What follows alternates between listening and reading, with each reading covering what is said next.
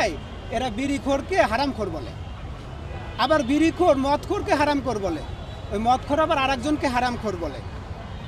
সবাই কিন্তু হারামই খায়। আমার কথাটা বুঝতে পেরেছেন?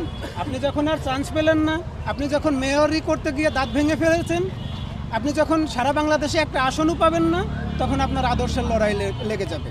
হ্যাঁ, আমি জামাত ইসলামকে পছন্দ করি না, কী কারণে? শরিয়া আইন তারা চায় না তাই, এই তো। আমি বিএনপিকেও পছন্দ করি না ওই কারণে, আমি শরিয়া আইন তারা চায় না তাই।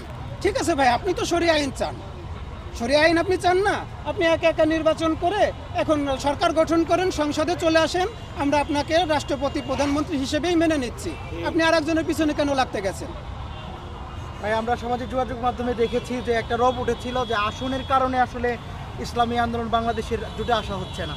তো ওনারা আদর্শের কথা বললো, আপনি আসলে কি মনে করেন কি কারণ হতে পারে এখানে? দেখেন, এতদিনে আমরা বাংলাদেশের মুসলিমরা এনারা তো আসলে মোটামুটিভাবে আবেগী। আপনারা গল্প দিয়েছিলেন কি যে আমরা ইসলামপন্থীরা একই বাক্স আমরা পাঠাবো, যে কোনো মূল্যেই আমরা পাঠাবো। যখন আপনার আসন কমে আসলো তখন আপনি কি করলেন? আপনি জোট থেকে সরে গেলেন।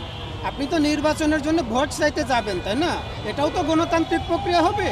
এইবার কিন্তু বাক্সের সাইজটা একটু বড় হবে, বাক্সের সাইজটা একটু বড় হয়ে আপনাকে বাক্সবন্দি করে আপনাকে আপনার বাড়িতে পাঠিয়ে দিবে। কারণ বাংলাদেশের মানুষ আর কখনোই গাদ্দারকে প্রশ্রয় দিবে না।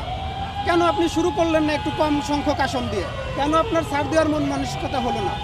আমি শুধু জামাত ইসলামকে সম্মান করি কেন? তারা আমাদের রাজনৈতিক গুরু। আমি চরমোনাইকে সম্মান করি কেন? ইনারা আমাদের আধ্যাত্মিক গুরু। আমরা অন্যান্য যারা আছে, যারা বাংলাদেশে চায় যে শরিয়া আইন প্রতিষ্ঠা হোক, তাদেরকে কেন সম্মান করি? তারা মূল যে ইসলামী চিন্তাভাবনা আছে তারা ধারণ বহন করে। এখন আপনার কাছে মিলল না, আপনার সাথে আমার কথা মিলল না, আপনি আমাকে কি বলে দিলেন? যে আমার আদর্শ ভালো না। আপনি আমাকে কি বলে দিলেন? আজকে আমি যখনই বলবো যে না, চরমোনাই রাজনৈতিকভাবে ভুল করেছে, তখন বলবো যে এরা আদর্শ বিচ্যুত হয়েছে। তাইলে মামুনুল হক সাহেবকে যা ধরেন, আমাকে কেন? আমি তো কম বুঝি, মামুনুল হক সাহেব একটু কম বুঝে? সে তো শাইখুল হাদিস, ইবনে শাইখুল হাদিস। কেন? তারা তো জোট করে নির্বাচন করতেছে, তারা ভুল করতেছে? যখনই খেজুর গাছ মার্কা নিয়ে আপনি অন্য দলের সাথে নির্বাচনী জোট করতে যান এবং খেজুর গাছের মাথায় উঠে আপনার মইটা নামাই ফেলে, তখন আপনি খুব ইসে আছেন, আদর্শে আছেন।